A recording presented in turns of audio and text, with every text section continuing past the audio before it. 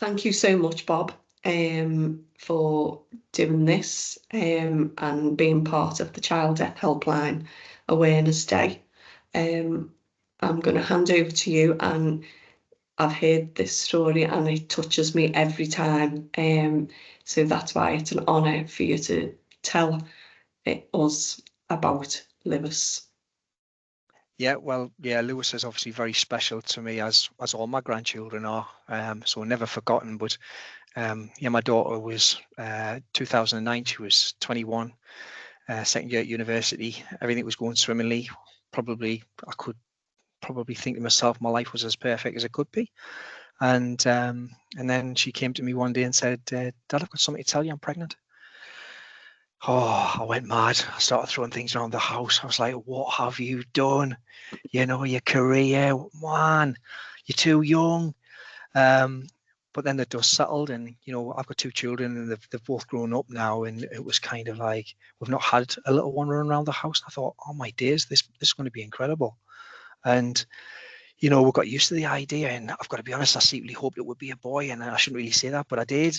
And then of course we had the 20-week scan, and it was confirmed she was having a boy, and she called him Lewis straight away. At that point, he became Lewis. So at 20 weeks onwards, that was him. And you know, even at that point, you start making plans. Even as grandparents, we started making plans. And of course, yeah, he's going to match with his granddad, you know, and especially, you know, because Michael, Kirsty's husband, he supports the black and white lot up the road, and it was like, yeah, that's not happening. He's coming to Sunderland with his granddad. That's what's happening. And you know, Kirsty got a new house, and just like all parents, really, you know, they're settling into the idea of starting a family, and you know, and his grandparents, we threw money at it, you know, buying prams and all that sort of stuff. And Tracy did a beautiful mural in Kirsty's new house, and so we thought this is going to be great. And we got to about the 7th of December, I think, and then I got a phone call at work saying, "You're going to be a granddad this afternoon. Kirsty's going into labour." She was 38 weeks.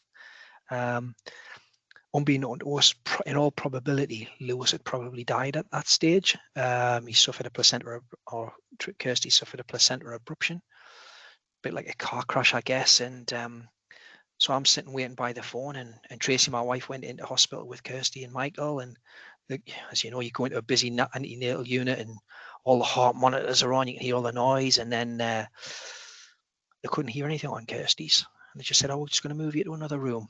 I'm not sure if that's just a way of realizing there was something wrong, and then put it to a side room. And then the doctor came in. He wasn't the best, I don't think, from what Tracy was telling me, but he kind of just said, yeah, baby's died. And he just turned around and walked out the room, and the midwife chased after her. And then there was that moment, Tracy tells me, that it was almost like an animalistic scream, and she just bolted up right on the bed, and she's screaming at her mum, saying, "Mum, make him breathe, make him breathe." And for a grandparent or a parent to see your daughter being destroyed in front of you for the first time in my life, it's we couldn't help her. It's not fixable.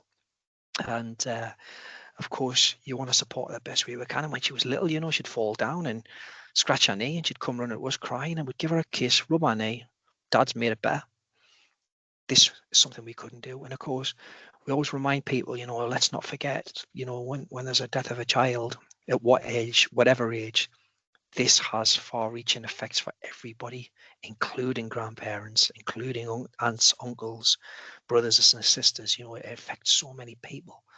And, you know, and then for us, it was kind of, yeah, we've got to try and rebuild our life. And back then it was, you know, take a tablet, come back in 2 days' time, and you'll give birth to Lewis naturally. And I just think, oh, that must be dreadful, lad, to give birth to a baby that's died.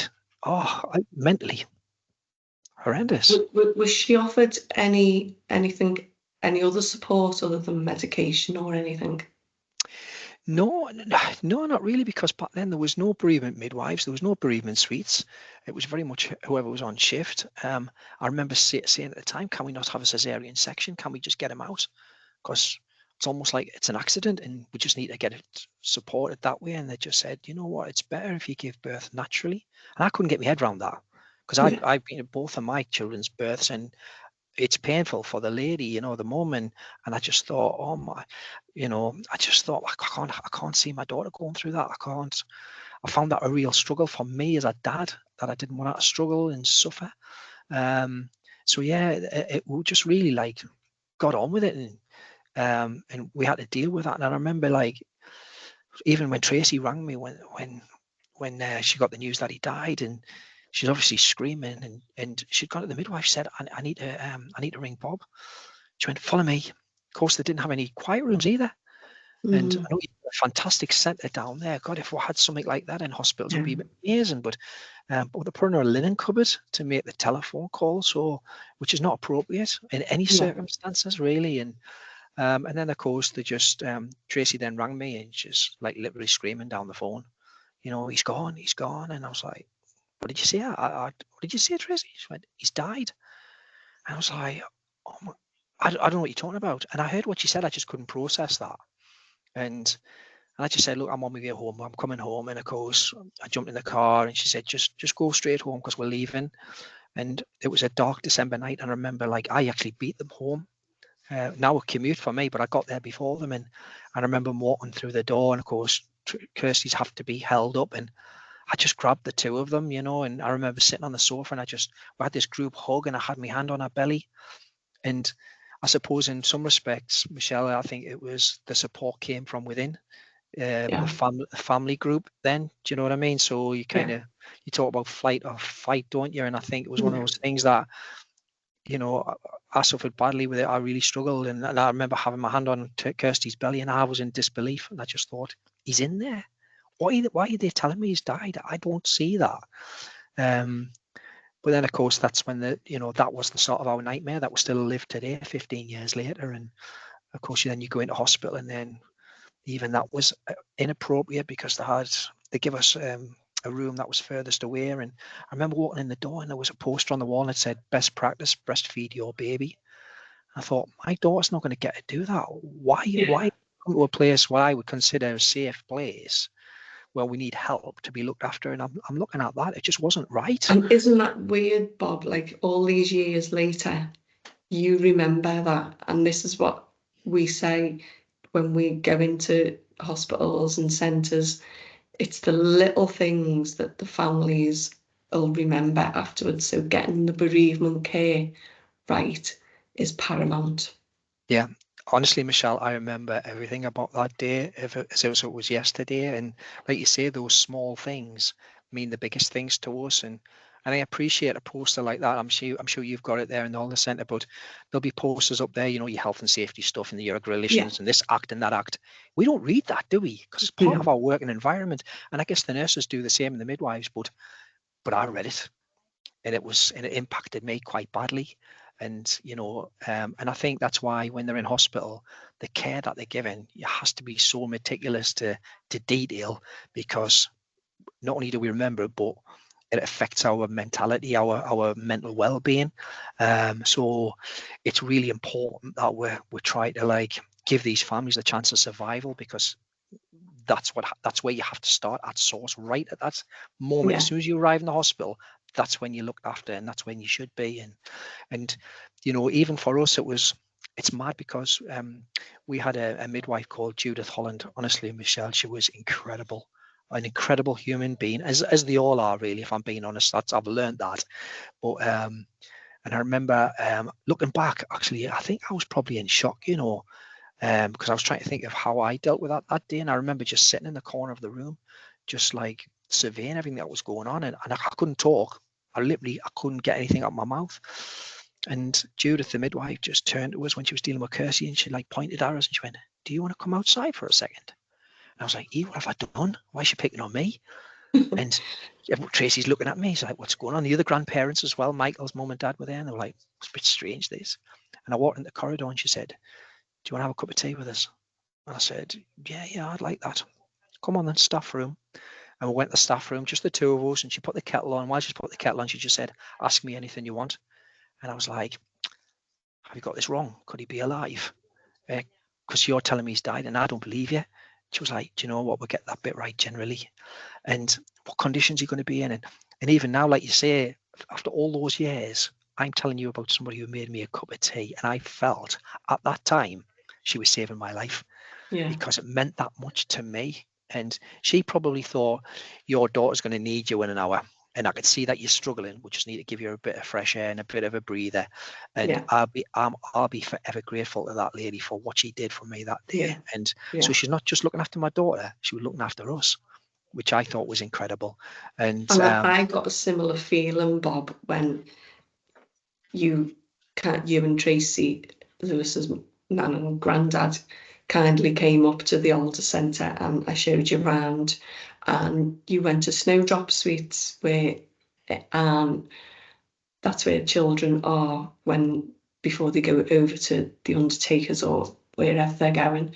And you actually came face to face with we did. With parents who'd received one of the 4Louis memory boxes, which are just, I had one of them after my loss. But to see you and Tracy come face to face with a family who were going through it there and then, and they thanked you for the box, and I could just see how much it meant to you and Tracy.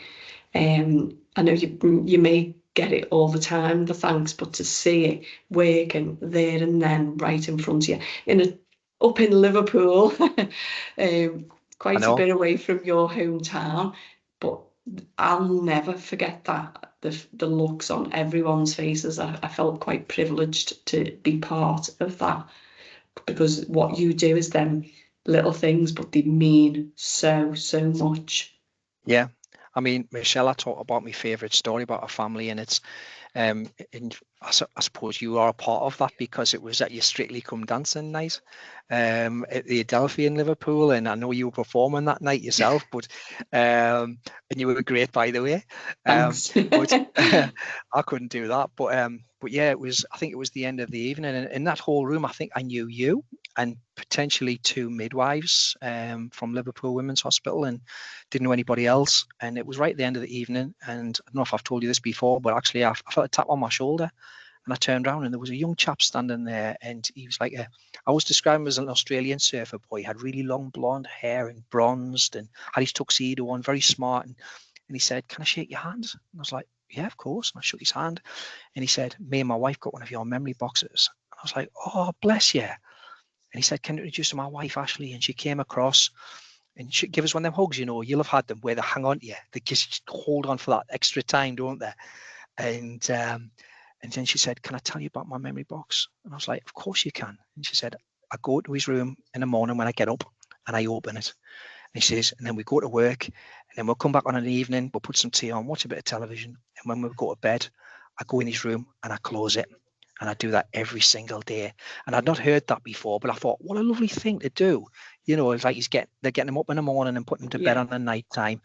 And then a husband, Craig, who I know quite well now, he actually turned to us and he said, "Do you see this table behind you? That's our parents." And I was like, "Okay." And he said, "What they don't know is Ashley's pregnant at the minute." Oh. Great. Why are you telling me? Me, I'm going to go mad, because I would. And he said, "We just needed you to know because she's having a little boy, and because what that memory box meant to us, we're going to call him Lewis after your grandson."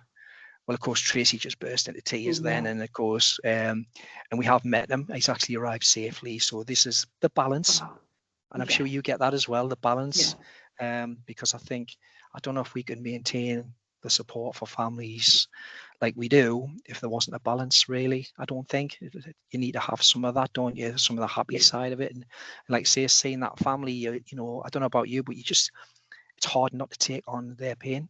You see that, and I'm not reliving the pain that I had with Lewis, because that pain never, if I'm being honest, never goes away. I deal with it better. Do you know what I mean? And the pain is immeasurable. You can't measure that pain at all. It's just, you have to be in this club like we are, don't you? You have to be in that club and have that understanding to understand how bad it feels. I think that's totally how I feel. Like 11 years on is basically, at the time you feel so alone. You feel like there's no one else can understand, and then slowly but surely you start to meet other people who will tell you their story, and you suddenly realise you're not on your own. And as you say, that initial pain never leaves you, but you identify with these other people who understand that pain. And I think that's why I became involved in the helpline, is there's other bereaved parents on the end of that phone that, and I say it all the time, they just get it. No matter whether it was pregnancy loss or an older child loss, they just get it. And the same with grandparents. That's why our strapline is anyone affected by the death of a child. So yeah, we are in this club, unfortunately, but and I always start my emails off to that when people reach out via email. I'm sorry you've had to reach out, but I'm glad we're here for you. Yeah. 100%. And I think it's like, I remember listening to Amanda Holden, who lost a child, and I remember saying, I'm not going to let the stillbirth define me. But I'm the opposite of that. I want to be defined by my grandson's loss. I don't want, it's not that I'll ever forget him, of course I won't. But sometimes, I don't know if it's a man thing, maybe you might feel the same way, but I think sometimes I want to feel that pain, do you know what I mean? Because it's still there.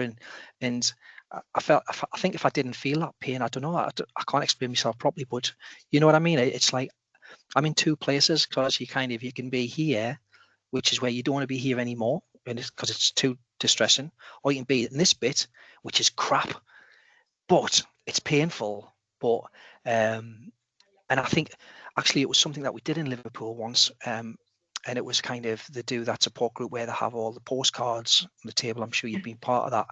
And I always remember, Tracy, we were asked to go for guests, and Tracy picked up a postcard that had these two beautiful red shoes with heels on like this, and they were glittery, and they ask you to talk about your picture. Why did you pick that picture? And Tracy, I was like, I'm surprised she came out with something as good as that, to be honest with you, because she come out and she just said, you know what, these are the most beautiful shoes I've ever seen, but she says they hurt like hell to wear, but I'm not taking them off. And I thought, she's talking about Lewis, because he is the most beautifulest thing we've ever seen. And it does hurt like hell, but I'm not going to forget him. And so she akin that picture to that. And I think we are not unique in that. I've learned that, families never forget their children. And we've talked earlier about, Gina and her losses. People don't forget. It's for life. It becomes your new normal, doesn't it? And I certainly would rather have Lewis the way it happened than not at all, because he's flipped my life onto all of our heads here, to be fair. And I'm so proud of him for who he is. And we are proud of our children. And my daughter's gone on to have 3 other children, and my son's just had a little boy. But I've still got 5, and Lewis is my oldest. So so they are very, very important to us. And as you say, we're not on our own, and we thought we were. We thought this. I feel like that when people often say to me, oh, how can you do that when I used to volunteer? How can I do this now? How can I do this job now in the older centre, coordinating the child helpline? Oh, it must be so awful. No, I find it so rewarding. I really do. And every time I come into work and I interact with family, whether it be a nana or a sibling or even another healthcare professional, because they are also affected by these losses as well. They're not superhuman. I think now there's the testimony to Alice, my daughter, who would have been 11, and to every other child that's gone before, because we want to make it a little bit, even just for that minute, easier for that other person. So that's their testimony, really, the purpose that they were here. So a bit like you with Lewis, I sort of go, oh, don't talk about it, don't shut up about it. Yeah, because I think I mean, I'm in your court. I think I consider this job to be a privilege. It's not, I feel honoured when I'm around families who have lost a child. Do you know what I mean? And we're Yeah. all, like I said before, we're in this club and we're in it, and that's Yeah. we can't change that. But and I always say, I don't know what it is, but it always seems to happen to the nicest people, and I wouldn't want to wish it on bad people either. But you know what I mean? It's just like, Yeah. why them? Why did it have to happen? You know, that happened to those people. But honestly, I mean, I left my full-time job in COVID actually to come here work full-time, and I always say I made a guy in Bury St Edmunds very, very rich in the job that I was doing. But actually, now that I've left, I'm the richest man in the world.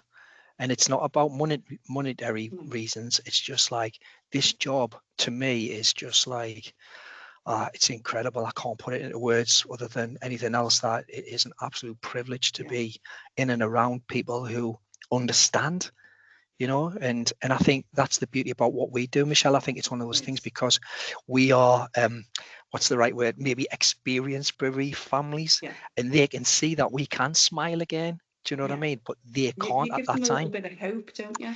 Yeah, And I think absolutely. what people, I think almost everyone that's gone through a baby loss in this country knows about 4Louis. But what some people don't know about 4Louis is the amount of training that you also deliver. Yeah, absolutely. So that's what you're saying there about how this affects healthcare professionals as well as the parents. And of course it does, because it's, you know, they are seeing a trauma unfold in front of them, and they're seeing that you know, not on a daily basis, but they see it quite regularly, and that cannot not affect you. And we rely on them to be the best carer that they can be, and they can only do that if they look after themselves. So Tracy and I now travel the country maybe once a week, all over the country, to universities. I just had one on your neck of the woods actually yesterday, Edge Hill University. They've booked us in April to come do a day down there with the first year student midwives. And I think for us, it's really important to try and empower midwives, particularly students, to not be fearful of dealing with families where they're going through a death, because it's almost like most people run away from a fire, don't they? Well, we want to try and get them to run to the fire, because when you do that, like I said before, it is a privilege, and they will understand that when they do look after a family like us, you know, because like I just said with Judith Holland, I never forgot her for what she did for us. I would never forget that. And it's the same for the rest. And we'll all remember the midwives' names, but I don't remember any of the others. None that delivered the healthy babies, but I'll not forget Judith, what she did for us that day. So we've got to look after them, and that's why the training is really important. And we just do that with pediatrics as well. We do pediatric training, all that sort of stuff, which is really important. We've got Amber here actually, who's our project manager. She had a little boy who was Travis, who she put to bed one night, and he just didn't wake up the next day, and he was just a week short of his second birthday. And but now she works here and she's empowered, and now we're trying to change with support for the police force, because the police are involved with a sudden infant death, and it's very much a job for them. Oh, this is the crime scene, all these sort of terms, and we're saying to them, we're kicking back now, saying this is not right. You shouldn't be turning up and putting blue tape round houses. You should not be calling it the crime scene. You should be talking about the baby or the child, you know, as who they are. Or Travis is in the house at the moment, blah blah blah.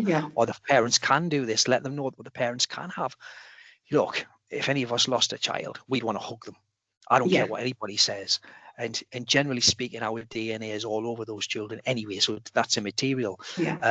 But actually, we've actually got some really good progress with them. So I think we're attending Lincolnshire Police to do a training day, because their training police forces it is on the job. So literally, you could be working in Morrison's one day as an 18-year-old, and you start for the police the next day, and you could be thrust into a situation, and they learn it on the hoof, and that's not fair. Because if they make a mistake, they might learn from it. But what about you? You will be affected for that for the rest, and that's scarred.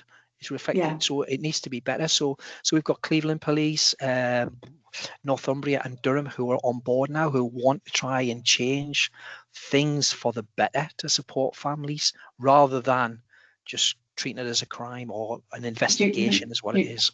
You sound so much like us, here because obviously I'm relatively new in post, only nearly 2 years, but got the lived experience. And I feel like I've just scratched the surface of bereavement because we've looked at schools and education for when siblings go back to school if they've lost a brother or a sister or a cousin or a best friend, or sometimes even a teacher. If a teacher has passed away, how schools deal with bereavement in schools. Um, and that's been an eye-opener. So that, again, with the police, we have families that ring us and that we deal with, that sometimes they ring us literally after the child has passed away, sometimes less than 24 hours, because they just don't know who to turn to, and they haven't been allowed back into their home. And there may be other children and they haven't been allowed to see that other child. And their strength for me is because they understand why the police are doing that, because of other circumstances that they may have come across in the past. But odds are, as you've said, it's a loving family that is going through that. But the understanding at that lowest point, to me, I just go, how can you be so understanding that they're not allowing you back in your house, that they're not allowing you to see your other child? And this one family said, because I know the process they've got to go through is there for a reason, and I know I'll be able to be back into my house and I'll be able to hold my other child as soon as possible, as soon as they've ruled all these other things out. But it still doesn't make you stop and go, wow. Yeah, because they take things out of the house, don't I was they? able to hug Alice right away. Things like that. So the effects it's going to have on them. It's long term, isn't it? And I think it's really important to. I was talking to one police officer in London. Actually, they looked for he looked after 6 boroughs. He was the most experienced one, by the way. He'd only been there 6 years. And I said, how many cases, sudden infant deaths, have you been involved with? And he said, actually, I've been involved with 53. And I said, how many of those suspicious ones turned out to be the parents at fault? And he said, 2. And I went, oh, that's quite small, then, isn't it? And he was like, yeah. And I said, well, do you know what? If I was a police officer and I was looking after those 53 families, I'd rather treat every single one of those with compassion and feel bad in myself that actually I was compassionate to two families where I shouldn't really be. But I wouldn't want to do the damage to the other 51. Yeah. What the hell? So yeah, it's just about changing the mindset of how you deal with those. And of course, let's remember these investigations that the police do, they're actually on behalf of the family as well as the coroner. Yeah. So because the families want answers as well, don't they? Yeah. They want to know why their babies died. So yeah, I think that's what we're doing now. And I think collectively is like what we do and what you do and things like that, is trying to change the culture about breaking down the barriers and about making sure that, I mean, we present things all the time and it's like, nope, can't do that. Well, why not? Infection control. Well, why? And I mean, we're doing prams at the moment. I know you've probably got one down there, I think, anyway. But we do prams as a matter of course here now to take the babies down to the mortuary, and they have a little logo on the front, and it says, "Please respect my space," with a little butterfly on, so everybody in the hospital knows what that pram's for. And the hoods are closed in as well, so you can't look in, so it's private. But that's a dignified way of doing it. And we'll have it lined so you can wipe them down with Clinell wipes, so they're all infection control's happy with that.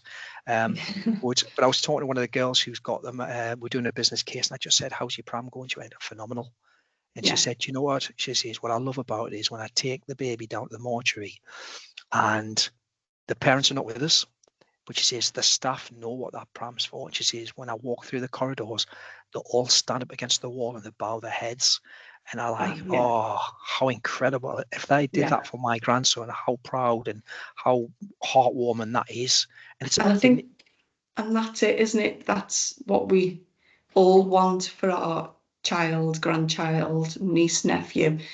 We they mattered to us, but we want everyone else to know that they mattered as well. And I think that's where our helpline as well. Sometimes we have parents who lost children quite a time ago, and it's not that people forget, but they get fearful of bringing it up or whatever. And we do get callers who ring up just to be able to say their name sometimes out loud and talk about their child or talk about their baby or their memories, is just brilliant. And Yeah. we have signposted some families as well over to you guys when they weren't given memory boxes. Do you know that there are teddy bears that you can potentially have, and just some small memento of that their child mattered and existed. Oh, 100%. We've just got to give as much as we possibly can. And, I think we did something like 25,766 memory boxes last year at the NHS for free, which is, but I see them as families, Michelle. Do you know what I mean? It's Yeah, like, I know oh, you these are do. real people. These are real people. And the feedback we get, I think it was Christmas time just gone. I think we'd announced that we'd donated 250,000 memory boxes since we started, which is, when you, in terms of support, we work from like a power of 6, so the box would support the parents and then the two sets of grandparents. But we know it's more than that. But if we work on a power of 6, I think that's the equivalent of supporting the amount of people that would fill Wembley Stadium 16 and a half times from this little place here in Sunderland. And it's mad to think that that's the reach that we're Yeah. being able to do. So it's And your reach is incredible. astronomical, Bob. When you think it started from Lewis, and you've reached out, certainly up here in Liverpool, I know you've got a lot of, you've certainly got my daughter's name on your Angel Avenue, and I know lots of my friends who have lost children, their names are on Angel Avenue, which is, well, you can explain what Angel Avenue is. Go on. Yeah, so the factory here in Sunderland, I think it was through COVID actually. I think we were doing some renovations here, and all the events stopped, so we weren't raising any money. But we built these little workshops, and we had this long wall going down to the bottom of the factory, and we said, why don't we have some jigsaw pieces, and we'll call Angel Avenue, and families can have their baby's names, their child's name on this jigsaw piece in various colours. And that's how it started. Oh God, I think we've got in excess of 1,400 children on there now, Yeah. which is incredible. And families come from all over the country to see their jigsaw piece. And not only that, it's just, for me, a loss of your child is a missing piece of our jigsaw. So we might have 1,000-piece jigsaw, but actually, if there's a piece missing, that jigsaw still looks beautiful. Yeah. But they're not on their own here. They're together. They're all interlocked. All these babies are interlocked together. So they're not on their own. That's how I feel. They're not on Yeah. their Yeah. own. And you Um, also have volunteers. People can come, can't they, and fill the boxes with you in the yep. factory and see Angel. I keep threatening them coming up. I keep threatening it, don't I? I am going to do it. I am. Yeah, well, you're always welcome, of course, and we have volunteers who come in every day. So they could be bereaved families, there could be companies actually. So even a lot of the big companies come in here now. They use their CSR days to come in, and honestly, when they leave, even if they've not lost a child, they go away so lifted by what they've done, and it's like, oh, we haven't put. It's not like we put flowers in a roundabout. We've actually made a difference today, and we actually say to them, we haven't built this box, you have. And you have created a gift for somebody who will treasure that forever. And that's the impact. Just like Craig and Ashley's story I told you earlier. That's what it means to them, because they're not taking their child home, unfortunately. And the box is not a substitute. Of course it's not. And I always say it's like a stick and plaster. It's not going to fix it. But we're trying to inspire you to create memories, because it's not a rehearsal. We have to make those memories now. And it's important to do that. But they are treasured forever, and that's why the volunteers get so much from this. And if anybody wanted to come up and volunteer, they're always welcome. Just all they do is drop us a line, and we'll get them booked in, and they can come up and do something really meaningful, I think. And we will share your details as well. Which brings it quite nicely to an end. I would like to thank you again, Bob, not just for working with us at the Child Death Helpline, but for doing what you do. In Lewis's memory, he has to be a special boy because he belongs to your family and he's a lovely, but I know he's a special boy anyway to lots of people up and down the country, and that's his testimony. So thank you for being part of this on Child Death Helpline Awareness Day.